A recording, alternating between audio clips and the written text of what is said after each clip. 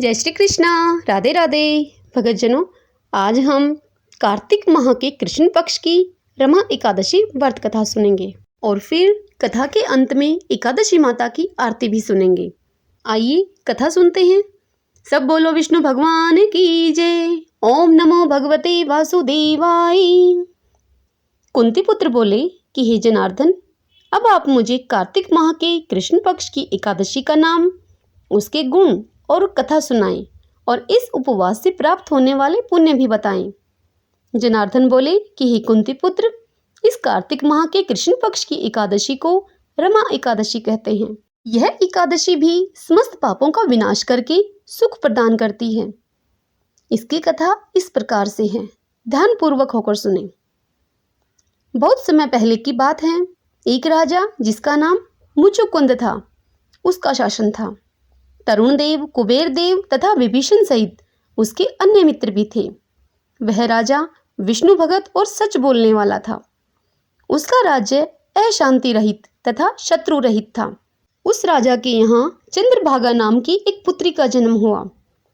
उस पुत्री का विवाह शोभन से हुआ, जो कि राजा चंद्रसेन का पुत्र था। एक बार जब वह चंद्रभागा अपने मायके में ही थी तो एकादशी आई, परंतु चंद्रभागा अपने पति की दुर्बलता से बड़ी चिंतित थी, क्योंकि उसका पति अपनी दुर्बलता के वश एकादशी का उपवास नहीं रख सकता था। दशमी के दिन चंद्रभागा के पिता ने अपने राज्य में यह प्रचार करवा दिया कि एकादशी को प्रत्येक प्राणी उपवास रखेगा, जिसमें हाथी घोड़े भी शामिल थे। चंद्रभागा का पति भयभीत होकर अपनी पत्नी के पास दौड़ा हुआ आया और बोला कि हे प्रिय, मैं अति भयभीत हूँ, क्योंकि अपनी दुर्बलता के कारण मैं तुम्हारे पिता के आदेश का पालन कैसे करूँगा, क्योंकि उपवास करने से तो मेरी मृत्यु निश्चित है। तब चंद्रभागा बोली कि हे स्वामी, आप अन्यत्र कहीं और चले जाएं ताकि आप भोजन ले सकें। यहाँ पर तो आपको उपवास करना ही पड़ेगा। यह सुनकर दृढ़चित होकर शोभन बोला कि हे प्रिय, अब तो मैं अवश्य ही उपवास करूँगा, परिणाम चाहे जो भी हो। ऐसा सोचकर उसने एकादशी का उपवास किया तो वह सुधा प्यास से पीड़ित होकर तड़पने लगा। अब सूर्यास्त के पश्चात वह रात्रि भर भूख प्यास से झटपटाता रहा और फिर अगले दिन सूर्योदय से पहले ही इस संसार से चल बसा। इस दुख से राजा रानी और पुत्री चंद्रभागा बहुत दुखी हुए, परंतु एकादशी का वह व्रत करते रहे। शोभन को व्रत के प्रभाव से मंदराचल पर्वत पर स्थित देवनगर में आवास मिला। वहां उसकी सेवा में रंभा आदि अप्सराएं तत्पर थीं। वस्त्र आभूषणों से लदी हुई वह अप्सराएं शोभन की स्तुति कर रही थीं। सिंहासन पर विराजमान शोभन दूसरा इंद्र प्रतीत हो रहा था। मुचुकुंद नरेश के राज्य में रहने वाला सोम शर्मा एक ब्राह्मण जब तीर्थ यात्रा करते हुए उस पर्वत पर घूम रहा था तो उसने शोभन को वहां देखा। वह उसके पास गया। शोभन उस ब्राह्मण को देखकर सिंहासन से उठ खड़ा हुआ और उसने सोम शर्मा से अपने ससुर और पत्नी चंद्रभागा की कुशल क्षेम पूछी। सोम शर्मा बोला कि हे राजन, हम सब ठीक ठाक हैं, चंद्रभागा भी कुशल क्षेम से है। अब तो आप अपना हाल बतलाएं। मुझे यह बहुत आश्चर्यजनक लग रहा है कि आपकी यह नगरी अति सुंदर है। पहले कभी भी मैंने इसे नहीं देखा है। आप यहाँ किस प्रकार पहुँचे? तब शोभन नरेश बोला कि हे ब्राह्मण देव, यह सब कार्तिक माह की कृष्ण पक्ष की रमा एकादशी के उपवास से संभव हुआ है। उसी के पुण्य प्रभाव से मुझे यह अति उत्तम नगरी प्राप्त हुई है, परंतु यह अध्रुव है। यह सुनकर पंडित सोम शर्मा बोला कि हे नरेश, यह ध्रुव तथा अध्रुव क्या होता है? आप यह क्यों कह रहे हैं? यह बात आप मुझे समझाएं। इस पर शोभन ने बतलाया कि उसने यह उपवास अनिच्छा से किया था, इस कारण ही यह नगरी मुझे मिली है।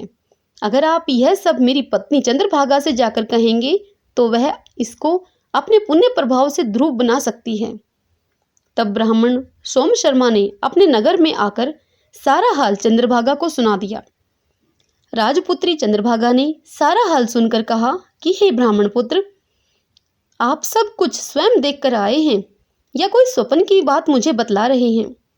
तब पंडित सोम शर्मा ने कहा कि हे राजपुत्री चंद्रभागा, मैंने तुम्हारे पति शोभन को तथा उस स्थान को स्वतः ही देखा है। परंतु वह स्थान अभी अध्रुव है। तुम कोई ऐसा उपाय करो कि वह स्थान ध्रुव हो जाए।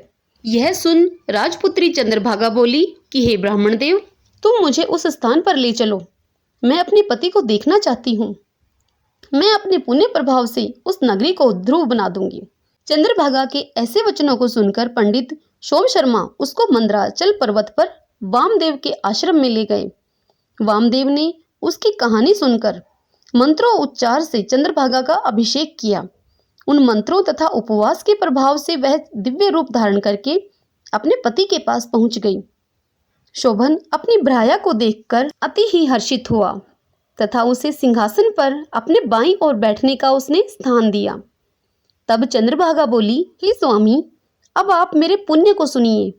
पितागृह में मैंने 8 वर्ष की आयु से ही एकादशी व्रत शुरू कर दिया था। उस समय से ही मैं विधि अनुसार एकादशी उपवास में लीन हूँ। अब मेरे उन उपवासों के पुण्य प्रभाव से यह नगर ध्रुव हो जाएगा तथा दिव्य कर्मों से महाप्रलय तक अक्षुण्ण बना रहेगा। चंद्रभागा वस्त्र आभूषणों से अलंकृत होकर और प्रसन्नतापूर्वक अपने पति के साथ उसी नगरी में रहने लगी। शोभन भी अति आनंदित होकर अपनी भ्राया के साथ वहां रहने लगा। हे धर्मराज युधिष्ठिर, मैंने तुम्हें रमा एकादशी के पुण्य प्रभाव और कथा कह सुनाई है। अतः जो प्राणी इस एकादशी का उपवास नियम अनुसार और विधि विधान से करते हैं, उन्हें ब्रह्म हत्या जैसे जघन्य पाप से भी छुटकारा मिल जाता है। उनके ब्रह्म हत्या जैसे जघन्य पाप भी जलकर नष्ट हो जाते हैं। अतः रमा एकादशी का पठन और श्रवण करने वाले मरणों उपरांत परम धाम को जाते हैं। श्रीमन नारायण नारायण हरि हरि, भजमन नारायण नारायण हरि हरि। ओम नमः भगवते वासुदेवाय। सब बोलो विष्णु भगवान की जय।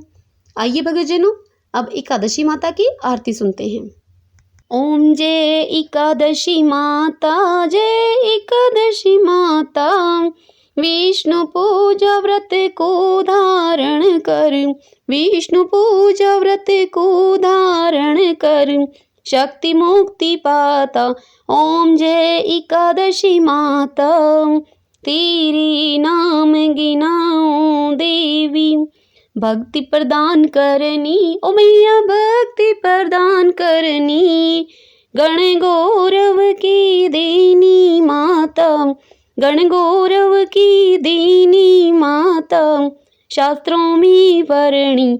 ओम जय एकादशी माता, मार्ग शीर्ष की कृष्ण पक्ष की उत्पन्ना विश्वतारिणी जनमी, उत्पन्ना विश्वतारिणी जनमी। शुक्ल पक्ष में हुई मोक्षदा, शुक्ल पक्ष में हुई मोक्षदा, मुक्तिदाता बन आई। ओम जय एकादशी माता, पौष मास के कृष्ण पक्ष की सुफला नामक है। ओ मैया सुफला नामक है। शुक्ल पक्ष में होए पुत्रदा, शुक्ल पक्ष में होए पुत्रदा, आनंद अधिक रहे। ओम जय एकादशी माता, नाम षठ तिला माघ मास में कृष्ण पक्ष आवे। ओ मैया कृष्ण पक्ष आवे। शुक्ल पक्ष में जया कहावी, शुक्ल पक्ष में जया कहावी, विजय सदा पावे। ओम जय एकादशी माता, विजया फागुन कृष्ण पक्ष में शुक्ला आमल की। ओ मैया शुक्ला आमल की, पाप मोचनी कृष्ण पक्ष में, पाप मोचनी कृष्ण पक्ष में चैत्र महाबली की। ओम जय एकादशी माता, चैत्र शुक्ल में नाम कामदा, धन देने वाली। ओ मैया धन देने वाली, नाम बरुथनी कृष्ण पक्ष में, नाम बरुथनी कृष्ण पक्ष में वैशाख माह वाली। ओम जय एकादशी माता। शुक्ल पक्ष में होए मोहनी, अपराजिष्ट कृष्ण पक्षी, अपराजिष्ट कृष्ण पक्षी। नाम निर्जला सब सुख करनी, नाम निर्जला सब सुख करनी। शुक्ल पक्ष रखी ओ मैया, शुक्ल पक्ष रखी। ओम जय एकादशी माता। योगिनी नाम आषाढ़ में जानो, कृष्ण पक्ष करणी ओ मैया, कृष्ण पक्ष करणी। देवशनि नाम कहायो मैया, देवशनि नाम कहायो, शुक्ल पक्ष धरणी। ओम जय एकादशी माता। कामिक श्रावण मास में आवे, कृष्ण पक्ष कहिए ओ मैया, कृष्ण पक्ष कहिए। श्रावण शुक्ला होए पवित्रा, श्रावण शुक्ला होए पवित्रा, आनंद से रहिए। ओम जय एकादशी माता। आजा भाद्रपद कृष्ण पक्ष की, परिवर्तन शुक्ला ओ मैया, परिवर्तन शुक्ला। इंद्र अश्विन कृष्ण पक्ष में, इंद्र अश्विन कृष्ण पक्ष में, भवसागर निकला। ओम जय एकादशी माता। पापान कुशा है शुक्ल पक्ष में, आप हरन हारी ओ मैया, पाप हरन हारी। रमा मास कार्तिक में आवई, रमा मास कार्तिक में आवई, सुखदायक भारी। ओम जय एकादशी माता। देव उत्थानी शुक्ल पक्ष की, दुख नाशक मैया ओ मैया, दुख नाशक मैया। पावन मास में करूं मैं विनती, पावन मास में करूं मैं विनती, पार करो नैया। ओम जय एकादशी माता।